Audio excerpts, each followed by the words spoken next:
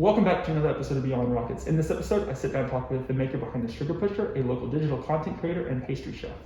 First off, thank you for taking the time to sit down and talking with me. Would you like to introduce yourself and tell us a little bit about what you do? Yeah, of course. Thanks for having me. Hi, I'm Allie Burnett. I am a digital content creator and a pastry chef and chocolatier, and I run Sugar Pusher.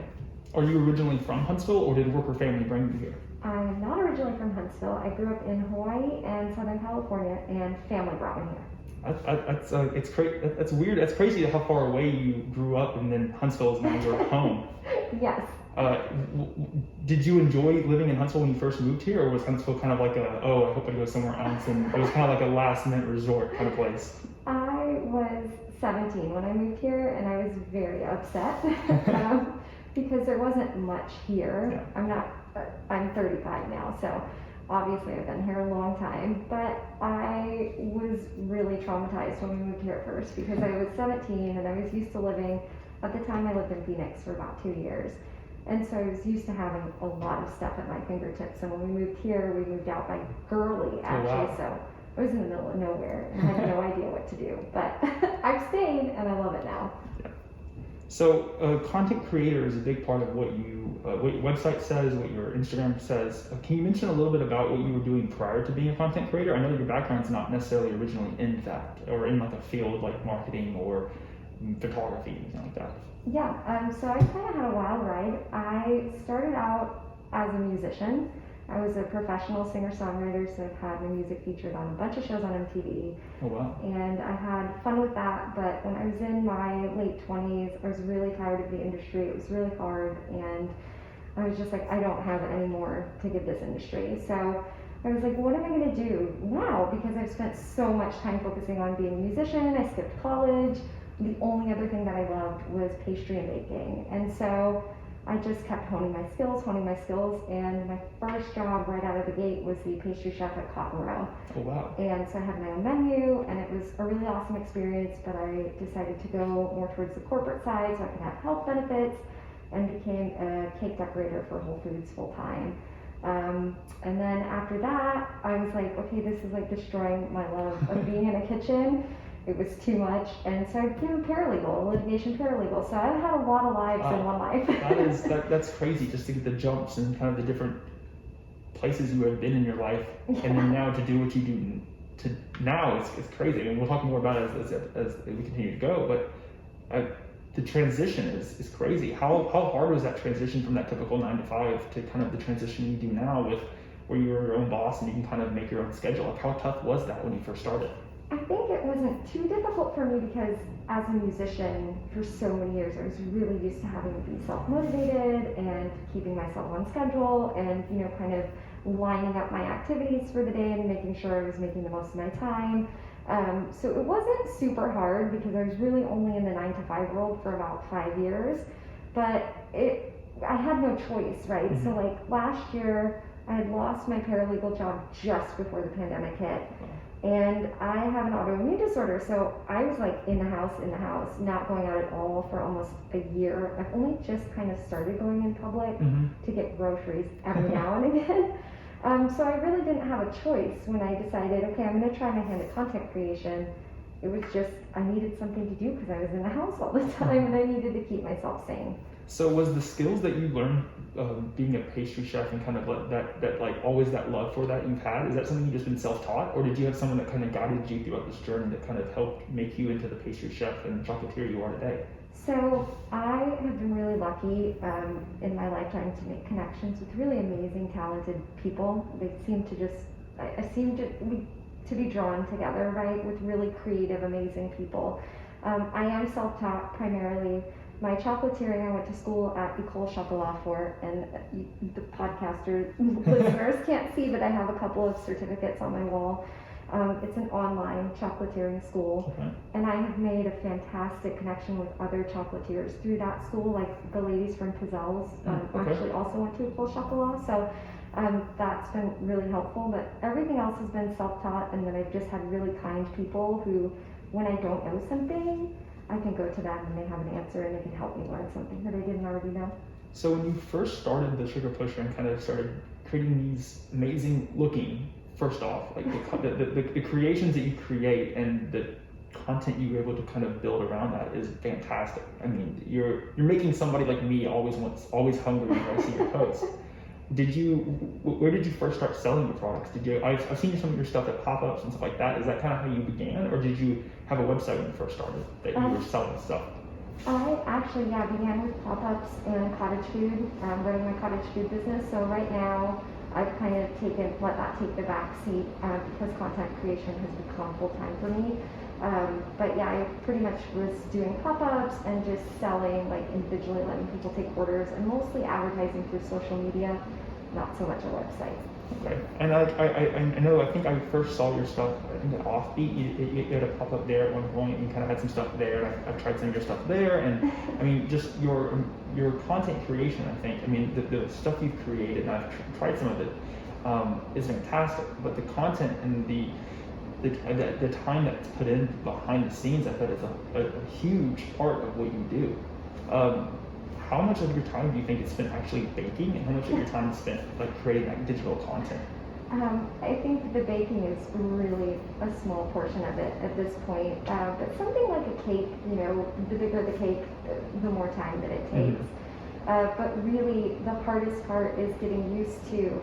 Normally, I just make a cake and I'm not having to stop and start my camera and change positions. And so that's been the hardest part for me. Is it takes so much time that, like yesterday, for example, I wanted to make some treats for you so that I could share them with you when you came. And I was like, I'm not filming this because this is going to take me 3 times as long if I have to film it. And then I have to edit it on the back end. And I was like, I'll take some pictures tomorrow morning. And that's all it gets. I'm not making any videos. Yeah, like I couldn't imagine the amount. Like, did you think you always had that eye for content? I mean, because you said your background necessarily wasn't in that content creation or videography or editing or photography, but you've been able to hone your skills and be really good at it. Do you think you've always had an eye for that, or do you think that's something you've been able to develop over the last year when you've had time to kind of practice? I think I'm a naturally creative, artistic person. So that definitely helps. And being passionate about something makes me feel more motivated to learn how to be good at it. But I was honestly terrified. And if you look at the difference, I've got a blog post coming next week about the difference between my photos even just a year ago and my photos today, because I've taken some time to really start learning how to edit, how to style my shoots better and all of that. It's not just a point and shoot anymore. It's like I've got surface boards, I'm adding layers, I'm adding textures, I'm adding crumbs, I'm shooting overhead, I'm shooting at a certain time of day, only in natural light. And so, yeah, it's something I was terrified of doing, and right now I'm in the process of learning how to use a real camera.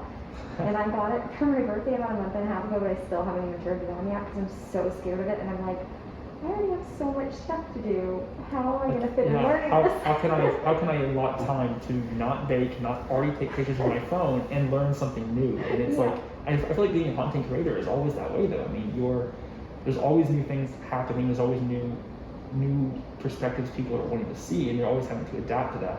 Do you think you could have done what you're doing today while doing another job, or do you think the success you've been able to have in this year was because you were at home and you had the chance to do it?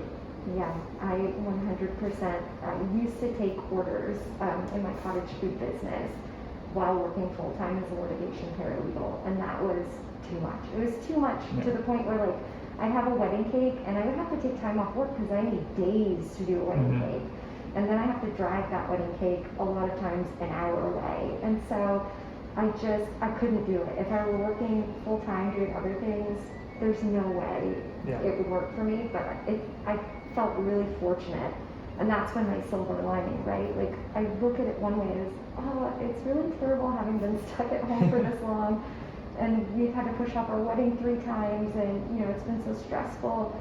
But at the same time, it's like, wow, look at this baby that I've made, this content baby that I've made, and all the things I've accomplished in just a year and a half. Yeah, which is insane. Yeah, it's incredible. So one part of your success that I think is very interesting for a local creator and a local entrepreneur in Huntsville is that your TikTok success has been it's a huge part of your content creation. Making videos on TikTok, having over 100,000 followers on TikTok. How has TikTok success rolled over to your other other parts of success? Have you been able to see the growth on TikTok roll over to sales or roll over to followers or just connections?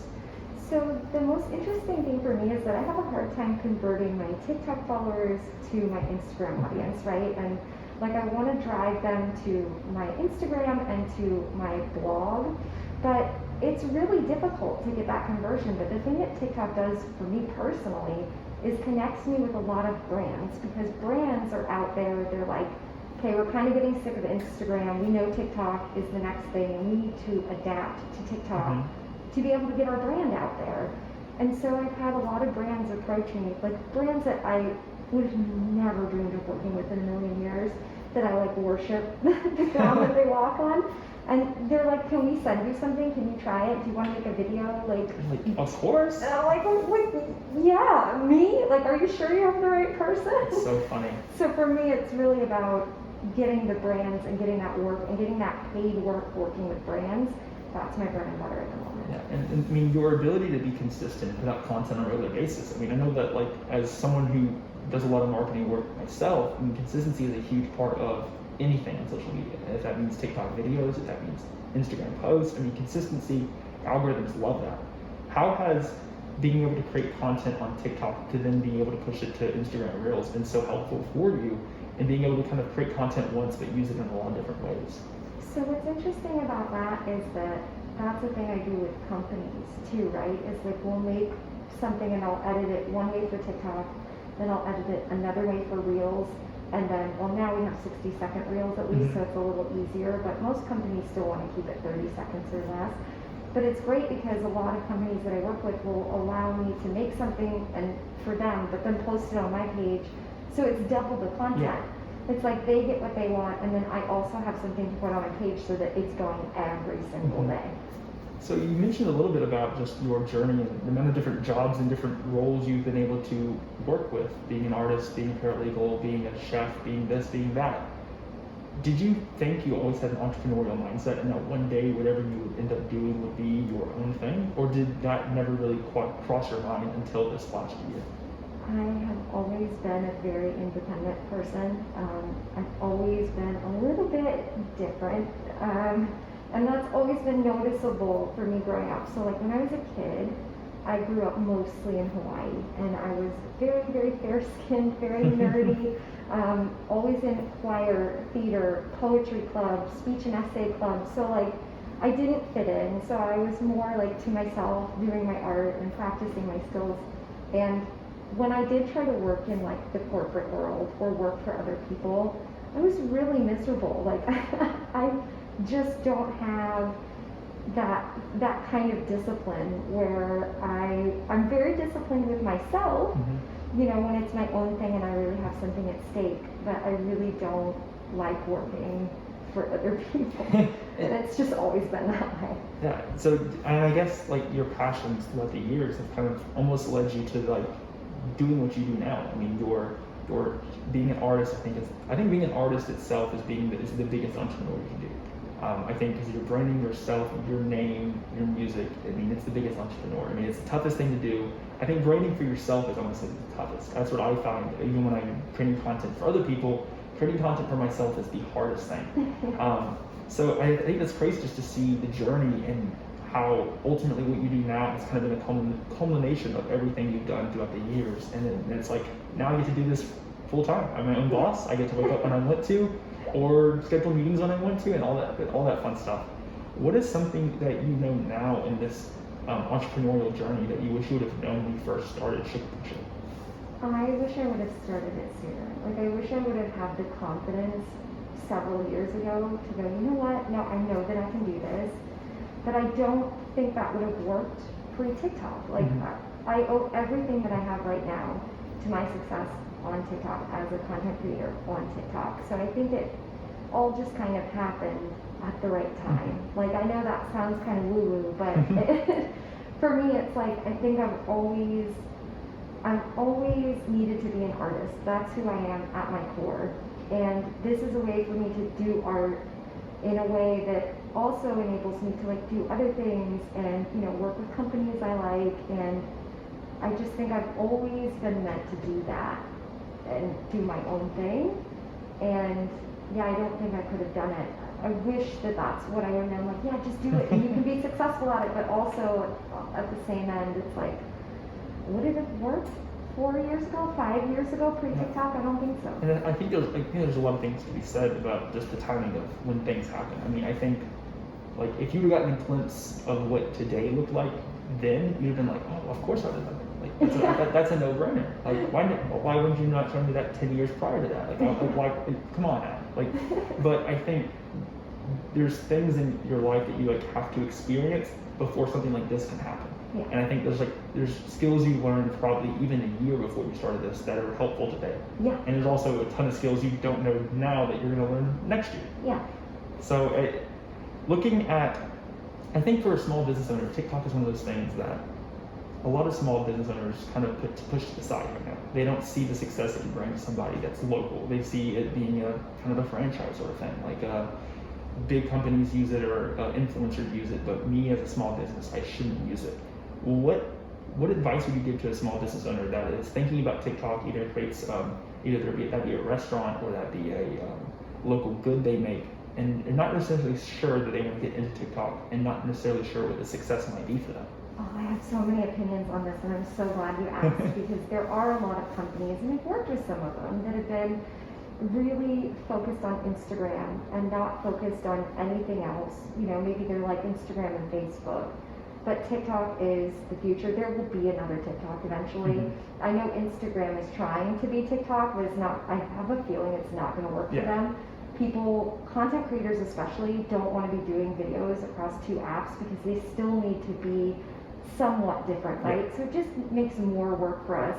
And a lot of my content creator friends, especially the ones that do what I do, we like photos. We like taking photos. Mm-hmm. We like having that photo grid. So I think Instagram's going to find themselves in hot water with that one. But don't sleep on TikTok. If you're a small business, don't be afraid of it. It's an awesome resource. Like, a year ago, I wouldn't have thought much of anything. Like, when I first started TikTok, it was one of my beautiful Gen Z friends that was like, you've got to get on TikTok. And I'm like, girl, I'm too old for that. Nobody wants me on TikTok. And she was like, just make baking tutorials. Just trust me. And within a couple of months, I started seeing, having million+ view videos. So with TikTok, it's so different from Instagram that you really have a lot more of a shot at success. As long as you post consistently, you can have the most random thing take off on TikTok. That's the beauty of it. And it can make your brand get really big almost overnight if you're putting the work into it. It only takes one video. Like last week I had maybe 150,000 followers. This week I have 190,000, I think, because I had one video get almost 9 million views. Oh my gosh. In a week now, just under a week. So it's like nothing changed between the videos you put out. It's just like you just have that one video that hits. It's the one video that gets a lot of engagement. That's the thing with TikTok, right? Like, and it was it's always like my most innocent video that people are like, nope, you've got an opinion on that? I don't like that. We're gonna engage. But then it's also just like, okay, I can ignore these silly comments. Thanks for engaging. Just keep engaging with it. Keep getting angry about me scraping frosting off a cake. Because you're just building my brand as you're doing it. That's awesome. I mean, like I've messed around with TikTok personally, just being able to showcase some local businesses themselves on TikTok and kind of bring awareness. And I have one video. It's been a while ago. And it's like I don't be as consistent as I wish I could be. But I have one video that got like 20,000 views, and I remember seeing it and just being like telling my girlfriend at the time, now my wife, like, oh my gosh, I have 1,000. I have 10,000, I have 20,000 views, I have 30, like, this is like insane. And it's like one of those things that like the next video you get like 100. Yeah. And you're like, oh man, like, I think it's like not getting disappointed from every single video, but putting in the work to create that many videos. That's the biggest thing with TikTok is you have to accept that there's going to be disappointment, and that unless you're one of like the top few in TikTok with the the prize blue check mark, like even some of those content creators don't get consistent views. And I have, let's say, on the heels of that almost 9 million views video, my last video only did 4,000 views. So, and I have enough followers that it should push them out, but if the engagement's not there, it's just not going to work. TikTok doesn't push it out. And it could be a perfectly good video, but it might not hit. Like, that's also the thing with TikTok, right? it has 90 days to hit with TikTok. So they suggest that you don't delete anything if it doesn't do well right away. It can still pick up later if they push it out to an audience again and people start engaging, which has happened to me quite a few times. So I say with TikTok, just keep that disappointment in check, because it's going to be there. You're going to have days where you barely get any views, but if you just keep posting, it's like just throw stuff at the wall until it sticks. Yeah. And if your content isn't ever working at all, keep trying different things. Yeah. And don't count on doing the same thing twice working, because it doesn't. TikTok makes no sense. It's crazy, and I think that that consistency is a big part of any sort of marketing thing that a small business might be listening that wants to do. I think being able to build consistency, you're gonna have those duds. I mean, that's what I call them. I put in all the work. This is like the best picture. This is the best caption. This is clever. This is funny. It's gonna go viral, and then you post it, and then it just nothing. You just hear crickets. And I've been there, and it is the most defeating moment. You're like, oh, I should just stop this. This is not what I should be doing. And I think just continuing to fight through that and being able to create content on a consistent basis, success comes.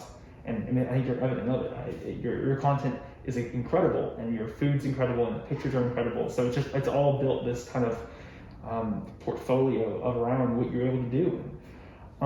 You mentioned a little bit about your blog and this kind of that role that it plays within your content creation, being a digital content creator. How has that been, and how's that kind of following increase, and how has your willingness to put those out? I mean, I think blogs nowadays are almost seen as not necessarily as important, but I think there's a lot of value that they do bring. How has your success with a blog looked like over this last year? So I actually only just started blogging very recently. I just got my website up, and I wasn't going to do a blog. I was just going to use my website for promotional purposes. And then I was like, you know what?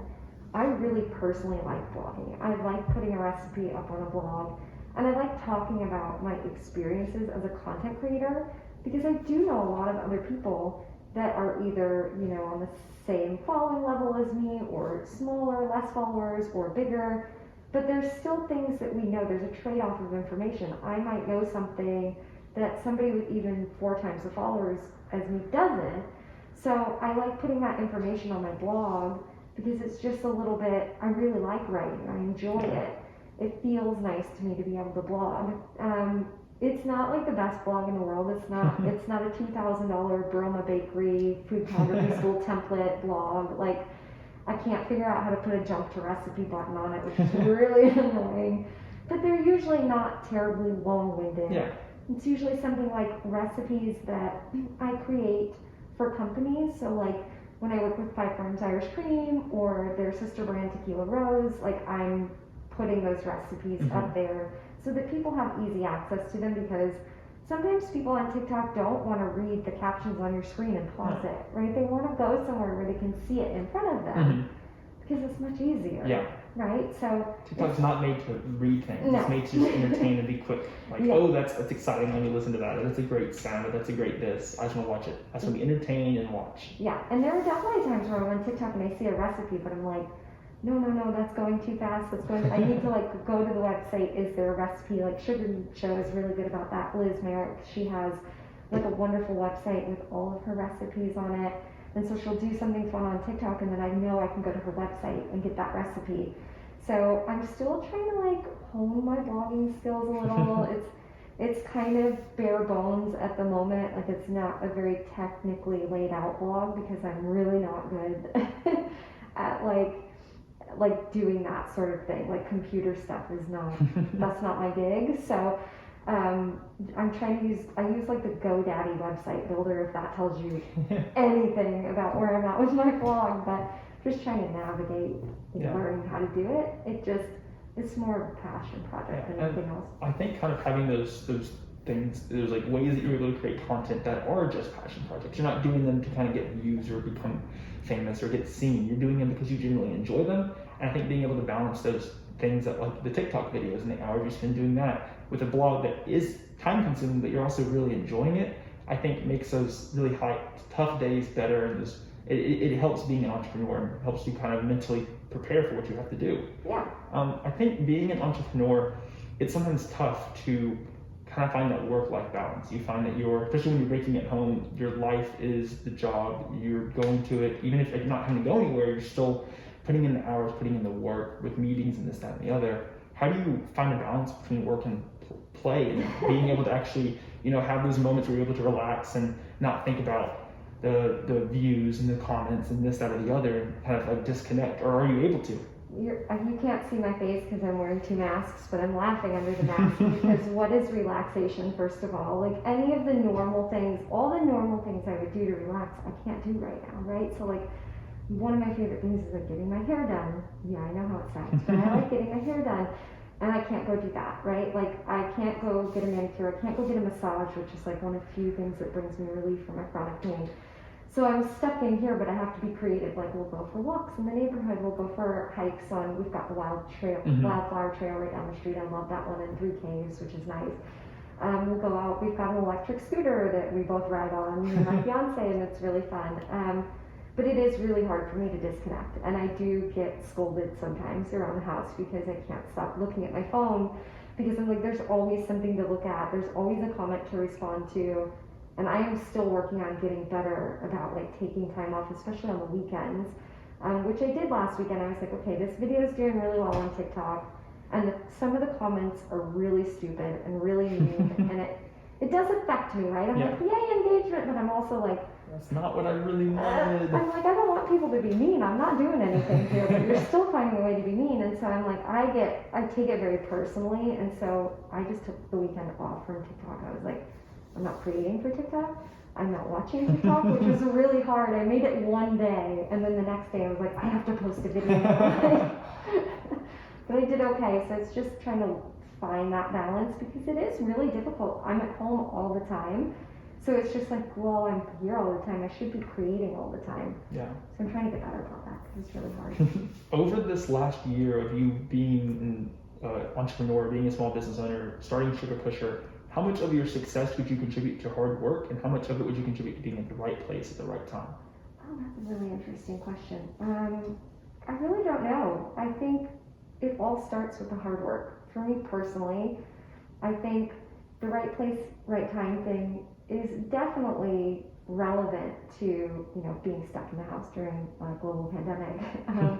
So that much of it is luck or whatever, but the rest of it is just hard work and being consistent, like you said, and just keeping on top of it, being dedicated to it, posting things, getting better at photos, tagging brands that I want to work with, like doing free videos for brands so that they eventually want to work with me, stuff like that. It's all just work, and it's all work all the time. Being your own boss often means you have to make tough decisions. How do you go about making these decisions to ensure the best possible outcome? That's an interesting one. I kind of just go with how I'm feeling. So like I did have a tough decision recently. If you've seen a lot of my content, you know that I'm obsessed with sprinkles, right? I mean, obviously I have legally trademarked the name Sugar Pusher. So I love sprinkles. I love it. They make me so happy. And I had a sprinkle company reach out to me, and they were like, look, we'd love to work with you for the next 4 months. Here's a guaranteed pay rate for this many videos a month, and you get free product and this and that for the holidays, but you can't work with any other sprinkle companies. You can't put any other sprinkles on any other desserts. Besides ours. Yeah, besides ours for 4 months. And I was like, ooh. I was like, there's this other brand that I really love that like is going to release an advent calendar, and I had fun with it last year. What do? I have so many other sprinkles too that I don't want to go to waste. But I was like, you know what? I'm going to go where the money is. Yeah. And, with the opportunity, right? Because for me, it's an opportunity for more people to see my content, guaranteed reposts and stuff like that. So I just made the decision. I was like, I slept on it for the night, and then I was like, no, I'm going to do this because this is such a cool opportunity. Yeah. So opportunities don't come and go they come and go quick. You gotta just jump on it and go for it. Yeah, especially with this, it's like the opportunity to get paid doing this, because a lot of us create a lot of content that we never see a dime for, right? But we love doing it in some way, so we do it. But to have the opportunity, like that's a company too, by the way, that I really wanted to work with this time last year. And I would have given my left foot to like make one video for them. And now it's like, hey, we want you to make so many videos for us a month. And I'm like, oh my goodness. Like, this is crazy. Like, just to see how quickly you've been able to grow and be able to be seen by people, and then people now reach out to you. It's wild. It's crazy. What advice would you give to someone who's looking at starting their own business but not really sure with it, how to take that first step? Don't be afraid to take the first step. Put the time in to research it. Make sure it's something that you really want to do. And if you're passionate about something, don't be afraid to let the passion shine through. Like, I think there's so much pressure and expectation in our society to graduate high school, go to college, get a 9-to-5 as soon as you get out of college, do that internship while you're in college, get a good job right off the bat. Like, there are a lot of people in the world who don't follow that path, who,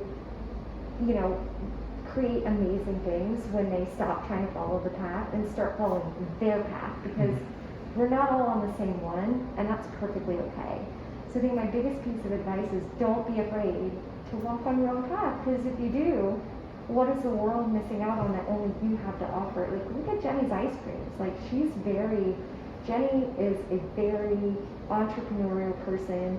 She does a lot of work with teaching people how to be entrepreneurs. She's very passionate about having people owning their own businesses instead of working for other companies. And she's so supportive of that community.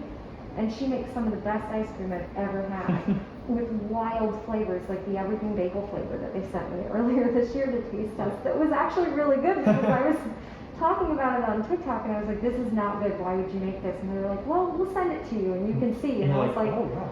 I was like, okay, well, this is gonna be terrible. And then I found myself eating it every day, because she knows what she's doing. Yeah. Like, but if she wouldn't have started her own business, we wouldn't have the blessing that is Jenny's ice cream. So think about what you have to offer and be confident with that decision. How can people connect with the Sugar Pusher and support you in what you're doing? Just my main thing right now is follow me on Instagram. I'm still trying to grow my audience, so like I said, TikTok is great. I'm doing great over there. But Instagram's a lot harder to grow on. Their algorithm is really difficult if you're a smaller creator. So I'm at Sugar Pusher on Instagram, I'm at Sugar Pusher on TikTok, and my blog is at www.sugarpusher.net. Well, thank you again for sitting down and talking with me. It's been great learning more about your story and the journey it is to become Sugar Pusher and being a digital content creator. And I continue to look forward to your success you'll have in the future in Huntsville and on social media for years to come. Well, thank you so much for being here and having me. I really appreciate it.